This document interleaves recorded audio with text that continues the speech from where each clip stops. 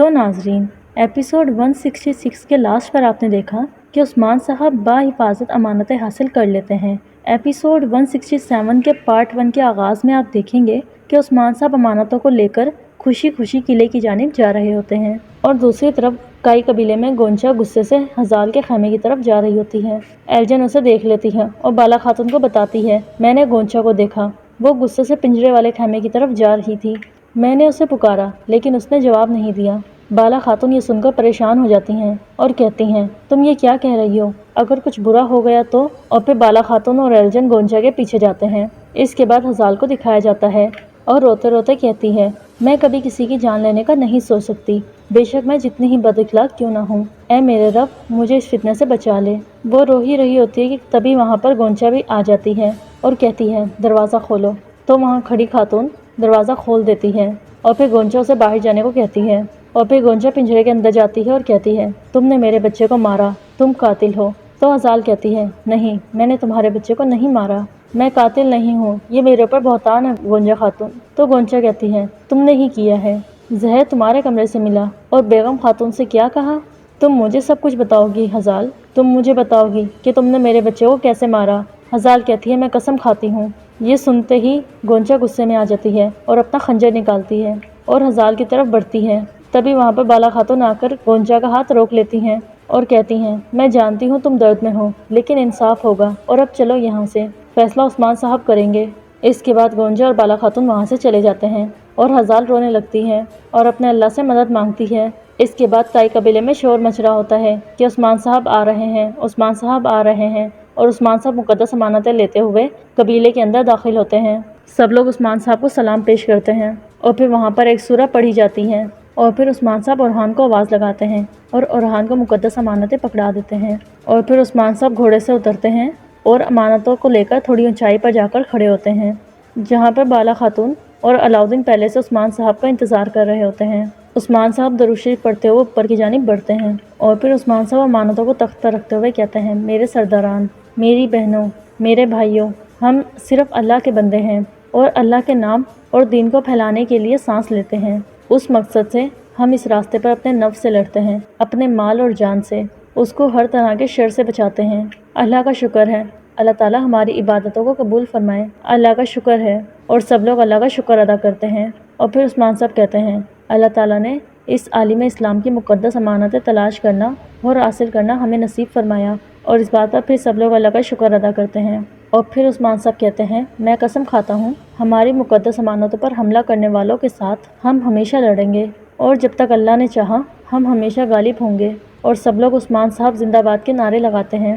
اس کے بعد کارسی کا قلعہ دکھایا جاتا ہے، جہاں پر وزیر حضرت اور کارسی کھڑے ہوتے ہیں۔ تو وزیر حضرت کارسی سے پوچھتا ہے، کہاں ہے مقدس امانتیں، کہاں ہیں کارسی صاحب؟ تو کارسی کہتا ہے، یقین رکھیں وزیر حضرت، میں اپنے وعدے کو پورا کرتا ہوں، جلد امانتیں آپ کے ہاتھوں میں ہوں گی۔ اسی لمحے سانجار وہاں آتا ہے اور بتاتا ہے، عثمان صاحب کا ایلچی آپ سے ملنا چاہتا ہے۔ تو کارسی اسے اندر آنے کو کہتا ہے۔ تبھی بوران وہاں آتا ہے، لیکن اس کے کچھ کہنے سے پہلے ہی کارسی کہتا ہے، عثمان صاحب نے سنا ہوگا کہ میرے آدمیوں نے مقدس امانتیں لے لی ہیں، ہم عثمان صاحب کے شکر گزار ہونے کی توقع کر رہے تھے، لیکن اس نے صرف ایک سپاہی بھیجا۔ تو بوران مسکراتا ہے اور پھر وزیر حضرت سے کہتا ہے، وزیر حضرت، میں یہاں عثمان صاحب کی طرف سے ایک اچھی خبر لے کر آیا ہوں۔ عظیم رب کے حکم سے ہمارے پیارے نبی صلی اللہ علیہ وآلہ وسلم کی مقدس امانتیں ہماری ریاست کے قائد عثمان صاحب نے صحیح سلامت حاصل کر لی ہیں۔ وزیر یہ سن کر کافی حیران ہوتا ہے اور کارسی یہ سن کے غصے میں آ جاتا ہے، لیکن کچھ کہتا نہیں۔ اور پھر وزیر کارسی سے کہتا ہے، کارسی صاحب یہ کیا کہہ رہا ہے؟ اور پھر بوران کی طرف دیکھ کر کہتا ہے، تم کیا کہہ رہے ہو، مقدس امانتیں عثمان صاحب کے پاس ہیں؟ تو بوران کہتا ہے، ہاں جی، اگر آپ مناسب سمجھیں تو عثمان صاحب اپنے قبیلے میں آپ مہمان نوازی کرنا چاہتے ہیں، وہ خود امانتیں آپ کے سپرد کریں گے۔ تو وزیر اپنے رب کا شکر ادا کرتا ہے اور پھر خوش ہو کر بوران کو وہاں سے جانے کو کہتا ہے۔ تو کارسی کہتا ہے، عثمان حد پار کر کے یہ سب کر رہا ہے۔ تو وزیر غصے سے کہتا ہے، آپ ابھی بھی ایسا کہہ رہے ہیں کارسی صاحب، مسلمانوں کی آنکھوں کا نور کفار کے ہاتھوں سے بچا لیا گیا، آپ اب بھی ایسی باتیں کر رہے ہیں، ہمیں جلدی نکلنے کی ضرورت ہے۔ تو کارسی کہتا ہے، سفر آسان ہو وزیر حضرت۔ تو وزیر کہتا ہے، نہیں، تم بھی میرے ساتھ جاؤ گے، مقدس امانتیں لیتے وقت آپ میرے ساتھ ہوں گے، آج ہمارے لیے مبارک دن ہے۔ اور پھر وزیر وہاں سے چلے جاتا ہے اور کارسی بھی ان کے پیچھے چلے جاتا ہے۔ اس کے بعد بورسا دکھایا جاتا ہے جہاں ایک کمانڈر بازنطینی سپاہیوں کو قیدی بنا کر لا رہا ہوتا ہے اور لوکاس کی طرف دیکھ کر کہتا ہے میں مقدس سرزمینوں کے معزز کمانڈر لوکاس کو سلام پیش کرتا ہوں۔ تو لوکاس کہتا ہے ایک طویل عرصہ ہو گیا آرکیڈیوس، خوش آمدید۔ تو آرکیڈیوس کہتا ہے میں آپ کے لیے ایک چھوٹا سا تحفہ لایا ہوں۔ میگنوس کے سپاہی جن کی وجہ سے مقدس امانتیں چوری ہوئیں ان کے مرنے سے خوشی پھیلے گی۔ تو لوکاس ہنستے ہوئے کہتا ہے تم نے ایک بار پھر اپنی وفاداری کا ثبوت دیا آرکیڈیوس، اور پھر آرکیڈیوس کو اشارہ کرتا ہے اور آرکیڈیوس ان تمام سپاہیوں کو مارنے لگتا ہے۔ ہولوفیرا بھی وہیں موجود ہوتی ہے۔ تو لوکاس زور سے ہولوفیرا کا منہ پکڑتے ہوئے کہتا ہے تم دوبارہ ایسا کچھ نہیں دیکھ سکتی، ایک لمحہ بھی ضائع مت کرو۔ کیا عظیم جنگجو ہے نا؟ اچھی طرح دیکھو۔ اور پھر ہولوفیرا کو بالوں سے پکڑ کے آگے کی طرف کرتا ہے اور کہتا ہے آرکیڈیوس ایک وقت میں غلام تھا، وہ اب ایک بہت مضبوط جنگجو ہے، اس کا سامنا کرنے والا کوئی بھی زندہ نہیں بچتا۔ اس سے بھی بہترین بات تو بھی رہتی ہے، وہ ایک کماندار بن گیا جس کا ہر کوئی احترام کرتا ہے۔ وہاں آرکیڈیوس ایک ایک کر کے تمام سپاہیوں کو مار رہا ہوتا ہے اور پھر لوکاس کہتا ہے اور آخرکار خدا نے اسے انعام دینے کا فیصلہ کیا۔ اس کا انعام ایک ایسی لڑکی سے شادی ہے جو دوسروں کے خلاف چالیں چلتی ہے۔ اور پھر ہولوفیرا سے کہتا ہے ہولوفیرا تم سمجھی، تمہارے ساتھ۔ اس کے بعد کائی قبیلہ دکھایا جاتا ہے جہاں پر عثمان صاحب گونجا اور علاؤدین سے کہتے ہیں میرے بیٹا اور بیٹی اداس نہ ہو، جنہوں نے میرے پوتے کے ساتھ ایسا کیا، جنہوں نے اسے تکلیف سے گزارا اور جنہوں نے ہمیں اس تکلیف سے گزارا، وہ یقیناً حساب چکائیں گے۔ اور پھر اورحان سے کہتے ہیں بتاؤ مجھے کیا ہوا تھا؟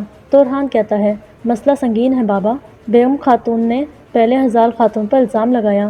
تو بالا خاتون بتاتی ہیں پھر ہمیں اس کے خیمے سے زہر ملا، وہ بھی تکیے کے نیچے سے۔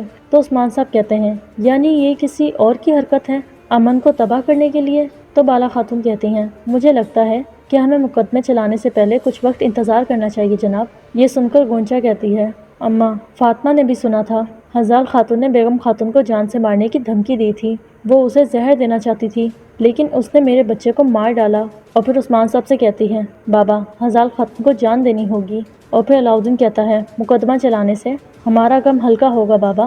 تو عثمان صاحب کہتے ہیں ہم جلد از جلد مقدمہ چلائیں گے، ہم ہر چیز کا جائزہ لیں گے۔